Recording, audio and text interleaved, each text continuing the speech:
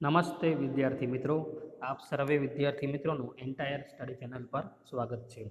મિત્રો, ગયા લેક્ચરમાં આપણે જોઈએ તો વેક્ટર સ્પેસ એના એક્ઝામ્પલ, ત્યારબાદ સબસ્પેસ, પછી એના થિયરમ એક્ઝામ્પલ, આ બધી વસ્તુ આપણે જોઈ. આજના લેક્ચરમાં આપણે ડાયરેક્ટ સમની ડેફિનેશન, એના થિયરમ, તેનો અભ્યાસ આપણે કરીશું. તો સૌપ્રથમ ડેફિનેશન જોઈએ આપણે. તો direct of subspace of vector space. Let for any two distinct subspace W1 and W2, if W1 intersection W2 equal to theta, then B sum of the subspace is known as direct sum of subspace of V, denoted by W1 direct sum W2. ખૂબ સરળ definition છે મિત્રો. શું કીધું છે? આપણે બે ભિન્ન સબસ્પેસ લેવાના છે. આપણે W1 અને W2 આપણે બે ભિન્ન સબસ્પેસ લીધા, અને સબસ્પેસ કોને કહેવાય એ આપણે ગયા લેક્ચરમાં જોયું. હવે W1 અને W2 નો ઇન્ટરસેક્શન એટલે છેદગણ આપણે લઈએ, અને છેદગણ જો આપણને થીટા મળતો હોય તો W1 અને W2 ને આપણે વીના શું કહેશું? ડાયરેક્ટ સમ કહેશું, બરાબર. અને એને દર્શાવાય કેવી રીતે? W1 ડાયરેક્ટ સમ W2. આ ડાયરેક્ટ સમની શું છે? નિશાની છે, બરાબર. તો એના માટે કન્ડિશન શું હોવી જોઈએ? કે બે સબસ્પેસનો આપણે ઇન્ટરસેક્શન લઈએ, એ ઇન્ટરસેક્શન શું આવવો જોઈએ? થીટા મળવો જોઈએ. તો એ બે સબસ્પેસને આપણે ડાયરેક્ટ સમ કહી શકીએ, અને એને સંકેતમાં W1 ડાયરેક્ટ સમ W2 તરીકે આપણે દર્શાવી શકીએ. સપોઝ બીજા કોઈ બે સબસ્પેસ છે, સપોઝ X1 છે અને X2, એ સબસ્પેસ છે, બરાબર. હવે એનો ઇન્ટરસેક્શન થીટા મળે છે આપણને, તો એને શું કહેશું? આપણે ડાયરેક્ટ સમ કહીશું. અને દર્શાવવું હોય તો X1 ડાયરેક્ટ સમ X2, બરાબર. આ ડાયરેક્ટ સમની ડેફિનેશન. હવે એનું મિત્રો થિયરમ જોઈએ આપણે. તો પેલું જે થિયરમ જોઈએ આપણે, ડાયરેક્ટ સમના મિત્રો થિયરમ પૂછાતા હોય છે, બરાબર, 7 માર્કમાં, એટલે ખાસ કરવા. અને ચેપ્ટર નંબર 1માં ડાયરેક્ટ સમ ઉપરાંત વેક્ટર સ્પેસ અને એના એક્ઝામ્પલ, અને પછી ઇન્ટરસેક્શન, સબસ્પેસને લઈને ઇન્ટરસેક્શનનો જે થિયરમ છે એ પણ વારંવાર પૂછાતું હોય છે, એ પણ ખાસ કરવું. તો થિયરમ લઈએ હવે.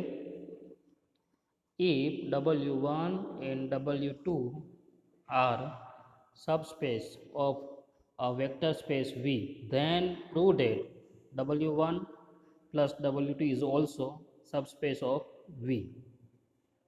હવે W1 અને W2 આપણને સબસ્પેસ આપેલા છે કોના? Vના. તો આપણે સાબિત શું કરવાનું છે? કે એનો તમે જે સમ છે, એડિશન છે W1 પ્લસ W2, એ પણ શું છે? સબસ્પેસ ઓફ V, એવું આપણે પ્રૂવ કરવાનું છે. તો જોઈએ એની પ્રૂફ સાબિતી જોઈએ આપણે હવે. તો થિયરમમાં શું સાબિત કરવાનું છે તમને આઈડિયા આવી ગયો છે. W1 અને W2 આપણને સબસ્પેસ આપેલા છે કોના? Vના, બરોબર. તો સાબિત કરવાનું છે કે W1 પ્લસ W1 કોનો સબસ્પેસ હોય? Vના હોય, એવું આપણે સાબિત કરવું છે. તો સાબિતી જોઈએ તો sum of subspace W1 and W2 of V is defined as W1 plus W2, એને આપણે આવી રીતે વ્યાખ્યાયિત કરીએ, X બાર પ્લસ Y બાર, અને X બાર કેમાં હશે? W1માં, અને Y બાર કેમાં હશે? W2માં. તો એવું આપણે W1 પ્લસ W2 આપણે ડિફાઇન કર્યું. હવે W1 ને W2 તો શું છે? સબસ્પેસ છે કોના? Vના. એ તો આપણને રકમમાં આપેલું જ છે. તો સિન્સ એટલે કે અહીં તો આપેલું જ છે, બરાબર. તો હવે late theta belongs to W1 અને થીટા બિલોંગ્સ ટુ W2. હવે theta plus theta equal to શું થાય? થીટા આપણે લખી શકીએ, કારણ કે એ એકમ ઘટક તરીકે આપણે એને લઈએ છીએ. તો એ થીટા અને થીટા બિલોંગ્સ ટુ W1 અને થીટા બિલોંગ્સ ટુ W2, તો એનો તમે સરવાળો કરો મિત્રો, બરાબર. તો એ શેમાં આવશે? W1 પ્લસ W2માં આવે.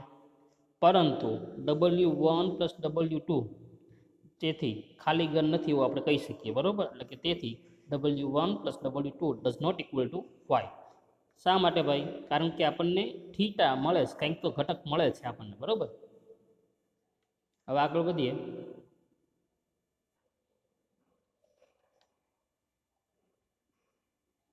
હવે સેકન્ડ આપણે લઈએ.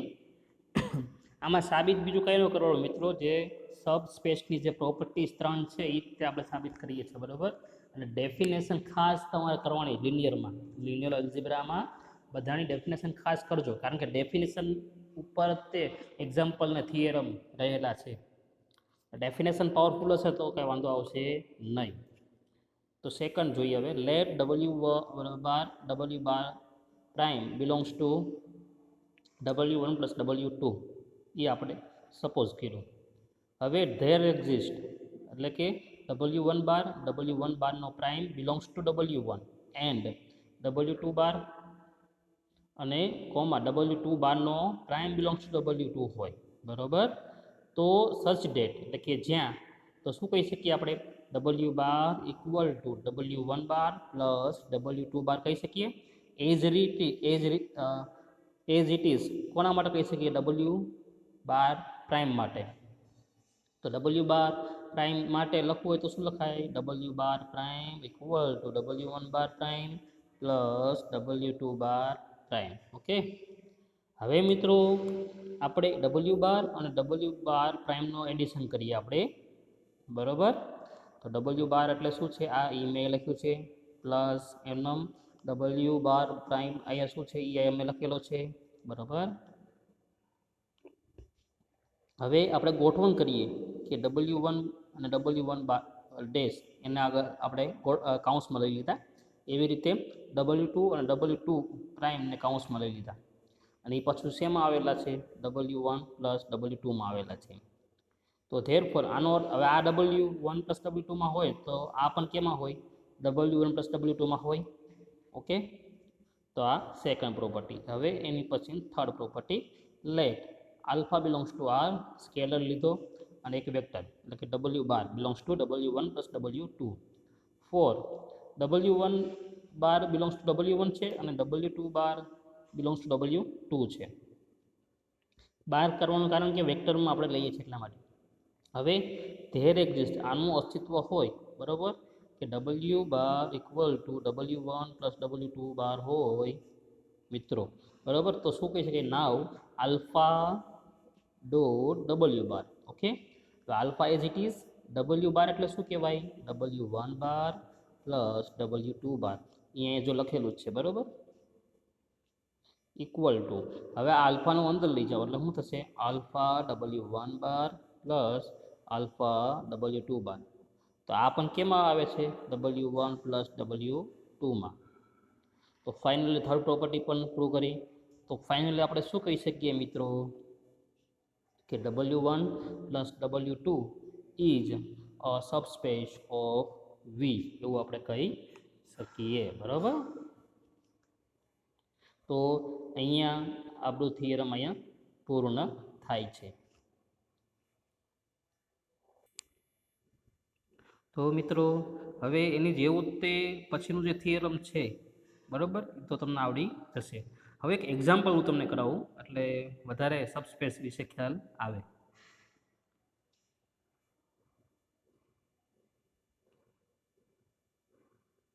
હવે એક્ઝામ્પલ લઈએ આપણે.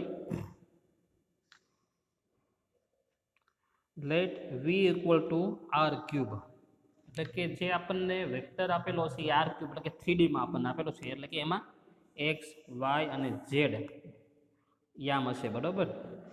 અને W આપણે શું આપેલું છે લોકોએ? XYZ such that 5x plus 7y plus 3z equal to 0 આપણને આપેલું છે. તો prove that W subspace of V એવું આપણે સાબિત કરવું છે. તો જે 3 પ્રોપર્ટીઝ છે એ રીતે આપણે સાબિત કરીશું. તો પહેલી પ્રોપર્ટી સાબિત કરીએ આપણે સબસ્પેસની. ડેફિનેશનમાં આપણને આપેલી જ છે પ્રોપર્ટીઝ. તો લેટ 2 - 1 - 1 બિલોંગ્સ ટુ W, બરાબર. હવે કોઈક આપણે વેક્ટર લીધો, બરાબર, ને એ જે અને મિત્રો એ વેક્ટર તમારે એવો પસંદ કરવાનો આ જે છે વેક્ટર, બરાબર, એ વેક્ટરમાં જે એક્સ વાય ઝેડ તમે જે લ્યો છો, બરાબર, ઘટકો, એ આમાં મૂકતા આપણને સમીકરણનું સમાધાન થવું જોઈએ એવો તમારે વેક્ટર પસંદ કરવાનો, બરાબર. એટલે આમ તમારે યાદ રાખવું પડશે વેક્ટર. એટલે એ આપણે જુઓ, આ જે વેક્ટર છે આપણે ઇક્વેશનમાં મૂક્યા, એટલે જોઈએ હવે આપણે તો 5x એટલે શું થશે 2, પછી અહીંયા શું છે +7y તો 7, અને y એટલે -1 +3, z એટલે -1. ઓકે, હવે આનું સાદું રૂપ દઈએ, 5 × 10 -7 -3, તો +10 -10 એટલે શું આવ્યું 0. ઓકે, તો સમાધાન થાય છે. તો એનો અર્થ એમ થયો કે જે વેક્ટર આપણે ધારેલો છે એ શેમાં હશે, ડબલ્યુમાં આવેલો છે, બરાબર. હવે આનો અર્થ એમ થયો કે ડબલ્યુમાં તો આ વેક્ટર છે, તો ડબલ્યુ કોઈથી 0 ખાલી ગણ હોય નહીં, એટલે આપણે શું લખવું પડે, W does not equal to 5. તો આ આપણી પહેલી પ્રોપર્ટીઝ પ્રૂવ થઈ ગઈ. હવે સેકન્ડ પ્રોપર્ટી, હવે એમાં પણ આપણે બે વેક્ટર ધારીએ, એક વેક્ટર 1 1 -4 અને બીજો વેક્ટર 0 0 0 બિલોંગ્સ ટુ ડબલ્યુ. તો એક્સ બાર ઇક્વલ ટુ 1 1 -4 અને વાય બાર ઇક્વલ ટુ લઈએ છીએ 0 0 0. બેનો એડિશન કરો, બરાબર. એટલે એડિશન તમે આનો કરો, એડિશન કરતાં તો આપણને આવડે જ છે. તો 1 + 0 એટલે 1, 1 + 0 એટલે 1, -4 + 0 એટલે -4. તો આનો સમાવેશ પણ કેમાં થાય છે, ડબલ્યુમાં. ઓકે. અને મિત્રો બીજી વાત એ કે આનો સમાવેશ કેમાં થાય છે, ડબલ્યુમાં થાય છે, એટલે કે જે ઓલું આપણે ઇક્વેશન આપેલું છે, આ ઇક્વેશનમાં તમે આ વેક્ટર મૂકો તો જવાબ શું આવશે, 0, એટલે કે સમીકરણનું સમાધાન થતું હશે, બરાબર. હવે છેલ્લી properties, let alpha equal to 4 and ABC belongs to W. હવે ઇક્વેશન આપણે લઈએ છીએ 5a + 7b + 3c = 0. ઓકે, હવે સ્કેલરવાળી પ્રોપર્ટી છે ત્રીજી સબસ્પેસમાં. તો આલ્ફા કૌંસમાં a, b, c. ઓકે, હવે આલ્ફાને તમે અંદર લઈ જાઓ એટલે alpha a, alpha b, alpha c થશે. હવે આને આપણે આ એક્સ થયો, આપણો આ વાય થયો, ને આ શું થયો ઝેડ તરીકે આપણે લઈએ, એટલે શું થશે 5 આલ્ફા + 7 આલ્ફા બીટા અને +3 આલ્ફા સી. ઓકે, તો ફાઇનલી આપણને શું મળશે, 5a alpha + 7b alpha + 3c alpha. એમાંથી આલ્ફા કોમન કાઢી લો એટલે શું વધશે, 5a + 7b + 3c. પણ આની ઇક્વલ ટુ તો શું છે, 0 છે ઇક્વેશનમાં, તો 0 મૂકો એટલે શું આવશે, આન્સર 0. તો ફાઇનલી આન્સર 0 આવે છે. એનો અર્થ એમ થયો કે આલ્ફા ડોટ એક્સ જે છે બાર બિલોંગ્સ ટુ શું છે, ડબલ્યુ. તો પ્રોપર્ટીઝ 3 પણ કેવી થાય છે, સાબિત થાય છે. હવે મિત્રો from 1 2 and 3 we can be said that we can conduct that W is a subspace of vector V.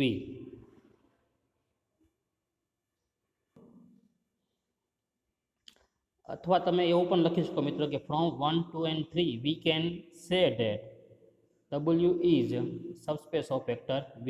આ તમે ન લખો તો ચાલે, બરાબર, વી કેન કંડક્ટ વાળું. તો મિત્રો હવે આની પછી જે નવી ડેફિનેશન છે તે જોઈએ હવે આપણે. તો પહેલી જે ડેફિનેશન છે મિત્રો, લિનિયર કોમ્બિનેશન ઓફ વેક્ટર્સ, એટલે કે વેક્ટર્સનું લિનિયર કોમ્બિનેશન, સુરેખ સંયોજન સદિશનું, બરાબર. સુરેખ સંયોજન એટલે કાંઈ એક બહુપદી સ્વરૂપમાં હોય મિત્રો, બરાબર. તો એ જોઈએ આપણે. Let V be a vector space and V bar vi belongs to V. For I equal to 1 to n, there exist alpha 1, alpha 2 up to alpha n be real numbers. હવે આટલી વસ્તુને લઈને આપણે શું લખી શકીએ, V bar equal to alpha 1 v1 bar plus alpha 2 v2 bar plus up to plus alpha n vn bar. તો મિત્રો આ આખું તમે જોશો તો એક શું મળે છે? લિનિયર કોમ્બિનેશન મળે છે. આ લિનિયર કોમ્બિનેશન જે આખું છે એને મારે સમેશનના ફોર્મમાં લખવું હોય તો કેમ લખાય? જો આમાં આલ્ફા આપણે જોઈએ સમેશનમાં શું આવશે? i ઇક્વલ ટુ 1 થી n સુધી આવશે. અને આ બધે જો આલ્ફા વી સ્વરૂપમાં જ છે, તેનું વ્યાપક સ્વરૂપ શું થશે? Alpha I V I bar, alpha I dot V I bar. બરાબર? તો આનું આ જે સ્વરૂપ છે મિત્રો ઉપરનું આ એ જ તે મેં બીજી રીતે લખેલું છે સમેશન ફોર્મમાં. બરાબર? અને આ એટલે શું છે? 1 થી n. તો એ આ લખેલું છે, એ અહીંયા લખેલું છે. બરાબર? આલ્ફા આઈ ઇક્વલ ટુ 1 થી n, આલ્ફા આઈ વીઆઈ બાર. અને અહીંયા આઈ ઇક્વલ ટુ 1 ટુ n થી ન લખો ચાલે, કારણ કે અહીંયા લખેલું જ છે આપણે.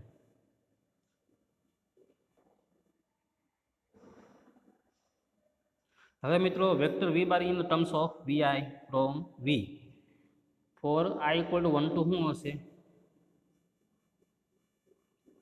n. બરાબર? હવે મિત્રો જે નવી ડેફિનેશન છે આપણી trivial of linear combination of vectors, બરાબર, તે જોઈએ આપણે. Let V be a vector space. જો વેક્ટર સ્પેસ બધે આવે છે મિત્રો, એટલે આપણે વેક્ટર સ્પેસ તો ખ્યાલ હોવો જોઈએ પાછો કે વેક્ટર સ્પેસ કોને કહેવાય. વેક્ટર સ્પેસમાં તમને ખબર છે 10 પ્રોપર્ટી જે છે એ આપણે સાબિત કરતા હતા.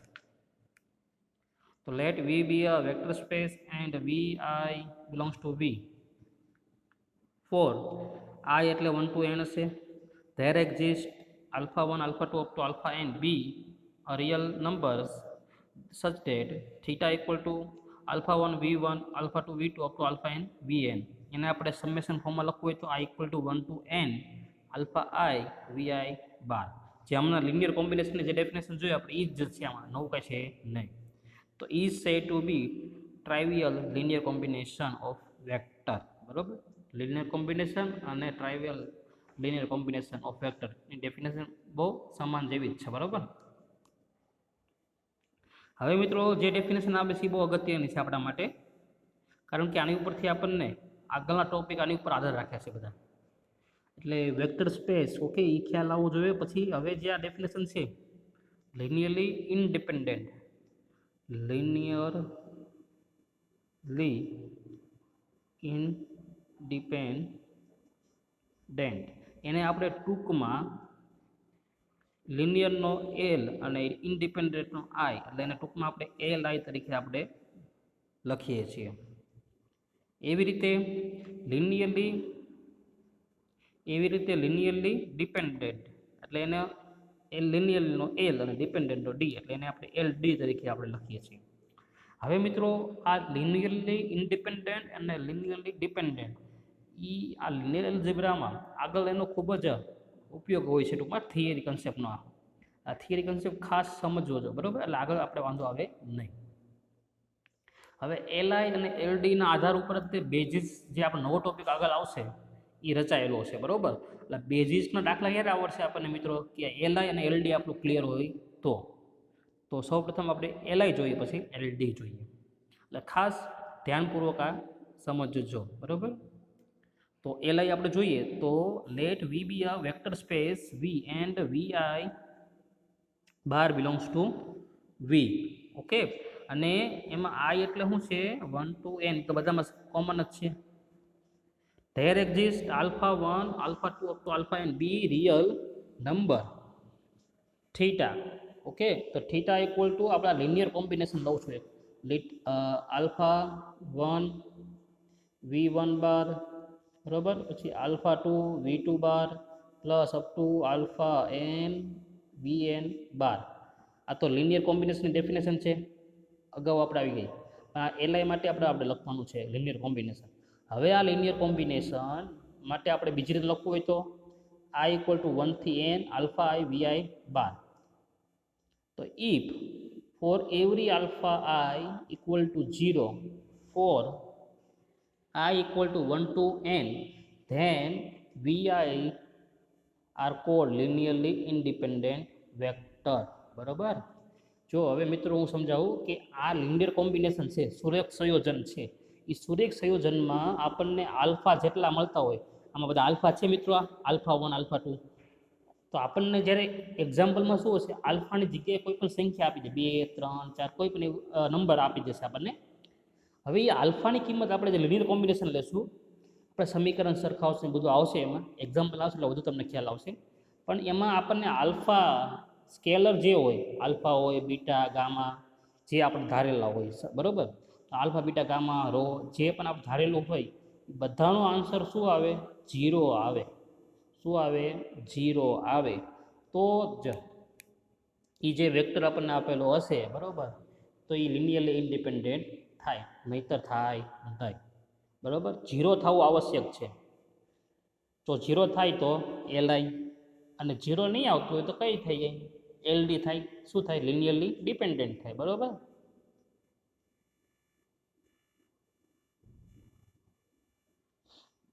હવે એની લિનિયરલી ઇન્ડિપેન્ડન્ટની વ્યાખ્યા આવે આપણને મિત્રો આવડી જાય. બરાબર, એમાં ખબર છે કે આલ્ફા ઇક્વલ ટુ શું થાય છે? 0. એટલે કે જે સ્કેલર આપણને આપેલા છે એ બધા શું થાય છે? 0 થાય છે. ને 0 ન થાય તો એને શું કહેવાય? એલ ડી, એટલે કે લિનિયરલી ઇન્ડિપેન્ડન્ટ કહેવાય. જોઈએ એની વ્યાખ્યા. Let V be a vector space and vi belongs to v for I equal to 1 to n alpha there exist alpha 1 alpha 2 up to alpha n be a real number theta. પછી combination લીધું, કોમ્બિનેશનને આપણે સમેશનમાં લખ્યું. બરાબર.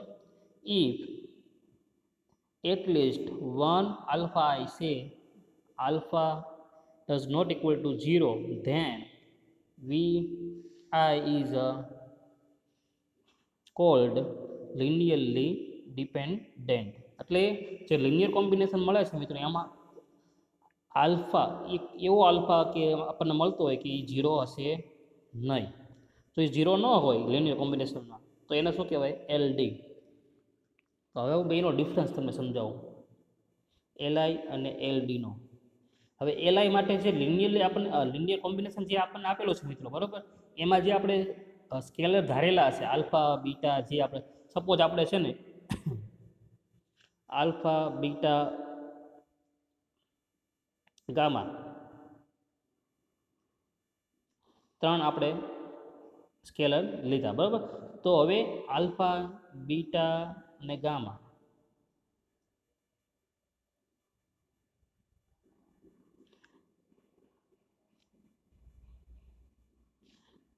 LI અને LD, તો આપણે 3 લઈએ scalar, alpha, beta, gamma.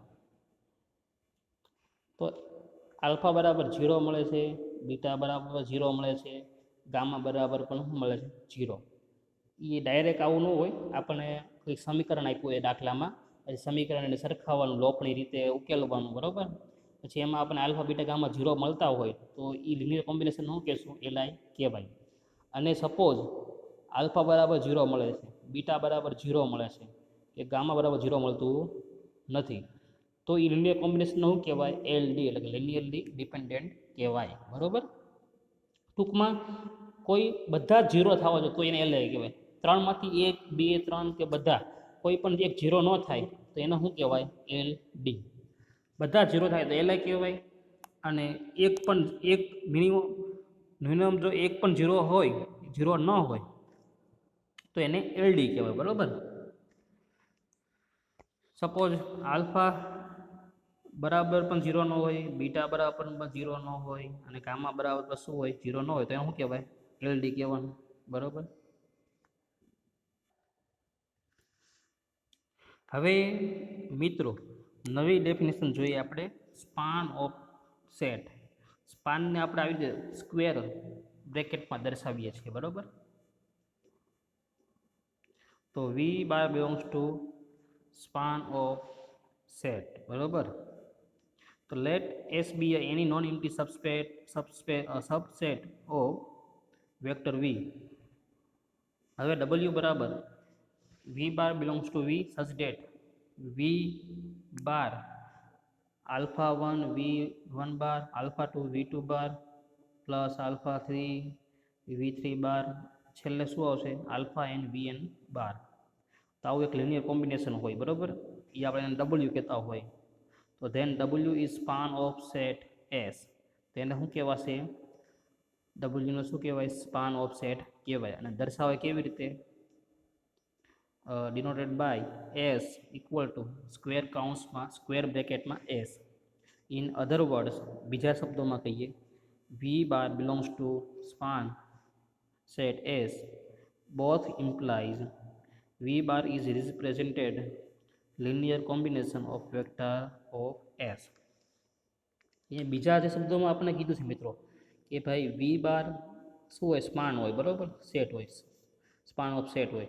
તો both implies V bar is represented is linear combination of vector S. એટલે આ સાચું હોય તો આ પણ સાચું હોય, અથવા આ સાચું હોય તો એની પરથી આ પણ કેવું હોય? સાચું હોય, બરાબર. એ ટૂંકમાં બોથ ઇમ્પ્લાઇઝનો એ મિનિંગ થાય. એટલે કે સ્પાન ઓફ સેટ હોય તો જે આપણે લિનિયર કોમ્બિનેશન લઈએ છીએ વેક્ટર ઓફ એસ થશે. અને લિનિયર કોમ્બિનેશન માટે હોય એસ તો શું કહેશે?